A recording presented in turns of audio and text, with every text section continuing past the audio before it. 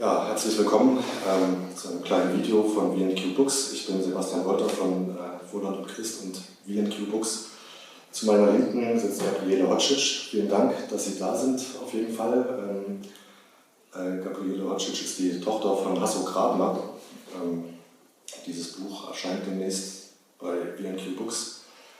Und wir treffen uns quasi, um vielleicht ein bisschen einen Einblick in Hasso Grabner zu geben. Und ja, wie haben Sie denn Ihren Vater erlebt? So, also Sie sind... Ja, ich bin also eine geborene Grabner. Mein Name ist Gabriele. Ich bin die erste Tochter nach dem Sohn, der in diesem Buch erwähnt wird. 14 Jahre später geboren, also als die schlimmsten Sachen, die in den ersten Kapiteln vorkommen, vorbei waren. Wann war das nochmal für uns? 1948, also 3 Jahre nach Ende des Krieges. Wenn man sich überlegt, wie kurz 3 Jahre sind. Ich kann mich als Kind noch an die Ruinen in Leipzig erinnern. Ich kann mich noch sozusagen an die Zeit 10 Jahre nach dem Krieg, also 10 Jahre nach dem Krieg zur Schule gekommen. Und es war eine Zeit des Aufbruchs, des Wiederbeginnens. Die Menschen waren zum Teil am Boden zerstört gewesen und haben aber nach dieser Zeit, als ich dann Kind war, wieder Hoffnung geschöpft und Aufbauwillen gezeigt. Die Vereinigung der Arbeiterparteien war schon vorbei und es ging irgendwie vorwärts. Man hat sich gewünscht, es wird alles gut werden. Natürlich tobte damals schon der Kalte Krieg und der Klassenkampf, für den mein Vater sozusagen gelebt hat und auch gestorben wäre, wenn es sich ergeben hätte, der tobte unter der Decke weiter, also hinter dem eisernen Vorhang. Und Ihr Vater? Und mein Vater, ja. Genau, wie haben Sie sozusagen dieses Zusammenleben noch in Erinnerung? Und deswegen habe ich ganz wenig Erinnerung an die frühen Jahre, weil ich war wirklich ein kleines Kind und der Vater war ständig am Arbeiten. Er war also immer unterwegs, man wird es später nachlesen. Er hat also, wie der Autor schreibt, rund um die Uhr geschafft. Allerdings stimmt das natürlich nicht. Der Mensch muss essen, der Mensch muss schlafen und sich erholen. Das stimmt schon, dass er oftmals im Auto geschlafen hat. Er hatte einen sehr zuverlässigen Fahrer zeitweise, an den ich mich erinnere. Das war der Herr Fiedler. Der ist auch rund um die Uhr gefahren. Es hat sich ergeben manchmal, dass der Fahrer Fiedler so müde war, dass er also ihn selber fahren musste, dass sie sich abgewechselt haben. Und solche Sachen kann ich mich eben erinnern. Zum Beispiel auch, dass man für mich keinen Kinderwagen hatte. Wenn ich irgendwo hin transportiert werden sollte, dann wurde ich in Lechkorb gepackt als Baby und auf den Rücksitz gestellt und der Herr Fiedler fuhr mich dahin, wo ich hin sollte. Und nun war natürlich nicht die ganze Zeit so ein privilegiertes Leben, dass er so ein Direktor war und einen persönlichen Fahrer. Aber ich erinnere mich auch an Zeiten, in denen er ganz viel unterwegs war oder in seinem Büro gearbeitet hat. Und ich musste dann nachts ins Bett gehen. Die Mutter steckte mich ins Bett und sagte, der Vati kommt später, der guckt dann nochmal zu dir rein. Habe ich nie mitgekriegt. Und dann im Jahre 57, da war ich dann schon immerhin 9, da war mir dann der Vater so richtig bewusst, da war er dann immer da, hat eine tolle Ausstellung organisiert zum 40. Jahrestag der UdSSR. Das war sehr spannend, die habe ich auch gesehen, da war ich auch sehr stolz, dass er mich und meine Mutter da rumgeführt hat. Und die Leute haben uns bewundert und angeschaut. War mir ein bisschen unangenehm, aber trotzdem fand ich das sehr gut. Ja, und dann hatten wir doch eine ziemliche Krise. Man kam man würde das heute vielleicht als Arbeitslosigkeit bezeichnen. Und der Vater war viel zu Hause. Das war dann nach 1957? Das war dann nach 1957, nach dem Parteitag und nach der Bitterfelder Konferenz. Wurde es dann ganz schlimm, weil man den Hasso eben als Abweichler und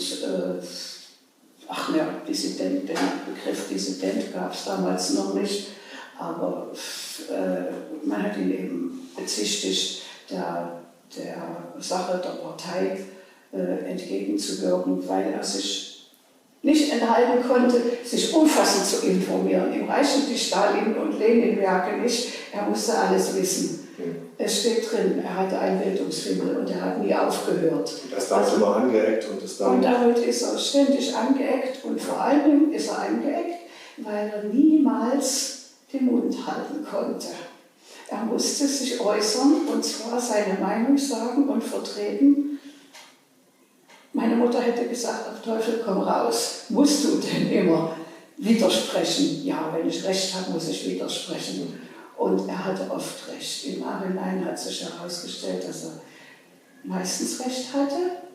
Und als ich dann ein größeres Kind war und langsam erwachsen wurde, hat er sich da schriftstellerisch betätigt. Eine schöne Episode ist mir in Erinnerung. Er hat in seinen ersten Versuchen ein Hörspiel geschrieben.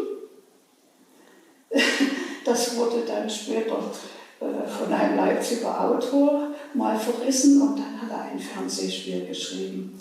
Und wir wollten doch nur gern das Fernsehspiel sehen, aber wir hatten keinen Fernseher. Wir hatten in der ganzen Straße, in der wir wohnten, gab es einen einzigen Fernsehapparat und der stand, wir wohnten in der Nummer 9 und der stand in der Nummer 20 bei guten Genossen und die meinten, Hasso, traut ihr könnt zu uns kommen und könnt euch das Fernsehspiel angucken. Können wir die Gabi mitbringen? Ja, natürlich, wenn das noch nicht zu spät ist. Und wir gehen die Straße und sehen alle Leute, die in der Straße wohnen, gehen Richtung Nummer 20.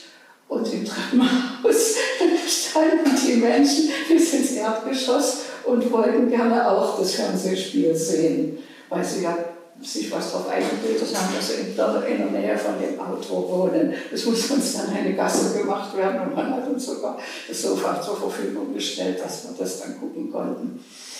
Sehr schön. Und mein Vater war das sowas von unangenehm. Er wollte überhaupt nicht im Mittelpunkt stehen und er wollte sich auch nicht feiern und beklatschen lassen. Er hat gemurrt und gemurmelt und schief gelächelt und sich hinterher wieder verdrückt und hat also keinerlei Beifallsbekundungen entgegennehmen wollen. Er war im Prinzip bescheiden, aber er war auch größenwahnsinnig, wenn es drauf ankam und er musste was durchsetzen. Dann kannte er keine Gnade, dann nannte er die Dinge beim Namen und auch die Menschen bei dem Titel, den er für sie erdacht hatte. Und das hat manchen nicht gepasst. Zum Beispiel den ersten Sekretär der Bezirksleitung der SED, Paul Fröhlich, mit dem hat er sich so furchtbar in der Wolle gehabt und sie haben sich so fürchterlich verfeindet miteinander, dass also gar nichts anderes übrig blieb, als sich selbstständig zu machen. Und ich hatte das Gefühl, der Vater kriegt sonst keinen Fuß auf der Erde, er muss irgendwas alleine machen. Selbstständigkeit heißt, er ist Schriftsteller geworden. Und er ist Schriftsteller geworden. Viel zu Hause? Ist Schriftsteller geworden. Er hat zu Hause gearbeitet, er hat ein Arbeitszimmer, aber man hat ihn wenig arbeiten sehen, weil der immer nachts arbeitete. Mein Vater brauchte absolute Stille, dann kamen ihm die besten Ideen und bei Tag hatte er ganz viel anderes zu tun. Für die Partei, den zurückschreibende Arbeiter leiden, hin zu den Verlagen fahren. Und das musste sehr oft passieren, weil die Verlage selten oder gar nicht seine Manuskripte übernommen haben, wie er es beschrieben hat. Es wurde lange dran rumlektoriert. Also ich habe zu Hause, nachdem mein Vater nicht mehr lebte, Manuskripte gefunden, stapelweise, kistenweise. Heute würde man sagen, Bananenkistenweise, viel. Ja. Und die Mutter hat die Manuskripte auf der Schreibmaschine abgetippt und schon immer versucht zu mildern, aber es war oftmals immer noch nicht. Gegen seine Frau setzt man sich durch, wenn man Formulierungen oder Passagen hat, die vielleicht nicht so konform sind, aber gegen den Verlag ging das leider nicht. Und so habe ich meinen Vater oft zu Hause erlebt, auch nachmittags und ganz viel in Gesellschaft. Also wir haben ein ganz offenes Haus geführt. Wir kriegten also Besuch aus aller Herren Länder, wenn irgendein ausländischer Schriftsteller im Bezirk Leipzig auftauchte. Da meinten die Sekretäre vom Schriftstellerverband, ach, die schicken wir mal zum Hasso. Da ist immer was los. Und die Traute, die kocht wunderbar und die ist eine angenehme Gesellschafterin. Da könnt ihr hingehen, die machen das. Und alle, die dort schon mal gewesen sind, die freuen sich. Und dann habe ich meinen Vater aus sich rausgehen sehen. Ja, er hat sich also immer für das Land seiner Gäste interessiert, hat zu deren Verblüffung meistens was dazu gewusst. Und über seine Erlebnisse hat er schon berichtet. Aber es war nie gruselig, es war nie grausam, es war nie furchtbar. Er hat zwar schlimme Erlebnisse erzählt, aber das war immer ein leicht sarkastischer, ein bisschen ironischer Unterton und zum Schluss gingen die Geschichten immer gut aus. Ja, das war vielleicht auch meiner Gegenwart geschuldet.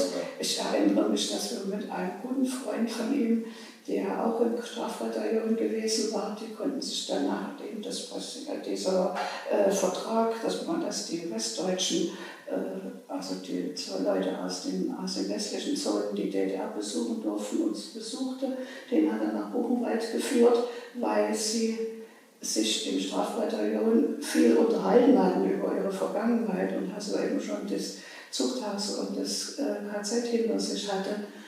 Da durften wir mit, meine Mutter und ich. Und das Erlebnis war schrecklich. Wir Kinder, wir mussten ja, bevor wir Jugendweihe hatten, sind wir auch nach Weimar und Buchenwald gebracht worden, um das KZ zu sehen. Und viele Mädchen aus meiner Klasse, die sind einfach in Ohnmacht gefallen beim Anblick dieser. Jetzt ist ja das Museum sehr schön aufbereitet, aber damals war das alles noch sehr, sehr brutal alles aufgestellt. Und ich war vorbereitet. Ich konnte das alles anschauen und mir erstmal klar machen, wie geduldig und wie positiv mein Vater das alles gesehen hat, dass er das überstanden hat und wie es die Menschen, die den Widerstand dort organisiert haben, wahrscheinlich gefühlt haben mussten, dass es irgendwann mal doch vorbei sein wird, diese schreckliche Zeit. Und das konnte er gut rüberbringen. Ja. Sie haben uns noch einen kleinen persönlichen Gegenstand mitgebracht. Vielleicht wollen Sie dazu mal noch was sagen. Das betrifft jetzt mich persönlich. Ja, aber ich finde, das ist eine sehr schöne Geschichte. Und das ist ein Beweis dafür, steht das so richtig? Ja. Das ist ein Beweis dafür, dass mein Vater sehr am Wiederaufbau interessiert war und sich organisiert hat mit Genossen und Freunden und allen Menschen, die irgendwie fortschrittlich gesonnen waren, richtig gut befreundet war. Ich habe auch eine ganze Sammlung Bücher mit Widmungen von anderen Schriftstellern oder von ihm für Politiker und andere Persönlichkeiten aus der Zeit. Und da ich nun nach diesem schrecklichen Krieg so eine Art Lichtblick war, so eine Art Sonnenstrahl, jetzt geht's nochmal los, hat sich der Maler und Grafiker Max Schlimmer bereit erklärt, für mich eine Geburtsanzeige zu machen. Eine Postkarte, die verschickt wurde an alle Verwandten und Freunde und Bekannten. Ich weiß nicht, das muss eine Riesenauflage gewesen sein. Und das ein Exemplar hat Max Schlimmer persönlich koloriert und meinen Eltern eine Widmung draufgeschrieben, also ein Glückwunsch für mich. Und hier wird die Symbolik deutlich, die meinem Vater immer wichtig war. Fahne, Blume und Buch. Die Fahne für den Klassenkampf, für den Fortschritt, fürs Kämpfen, für die Arbeiterklasse. Das Buch für die Bildung. Das Buch ist hier. Für die Unterhaltung, die Bildung, das Wissen und das wissen wollen. Und die Rose, die Blume natürlich für die Schönheit. Die haben sich sicherlich gewünscht, dass es schöner wird, als ich je geworden bin, aber der Wunsch, der Wunsch war da. Ja, und dann ist mir auch noch eine kleine Friedenstaube, das braucht man nicht erklären. Ja, und für ein kleines Mädchen hier noch ein Püppchen und ein bisschen Spielsachen. Und damit wollte ich zeigen, dass mein Vater nicht nur ein Arbeiter und Ackerer und Bildungsfindiger war, er hat auch gelebt und geliebt. Und das habe ich erfahren. Er hat mich auch später verwöhnt, aber wenig Zeit für mich gehabt. Sehr wenig. Ja, vielen Dank. Das ist ein schöner Einblick auch in die Zeit in Tasso Grabner und auch nochmal ein kleiner, aus erster Hand sozusagen, wie er war. Ganz vielen Dank. Also ich freue mich sehr, dass Sie Zeit gefunden haben und auch bereit waren, das zu machen und auch so ein persönliches Dokument noch mitzubringen. Das ist zum ersten Mal in der Welt.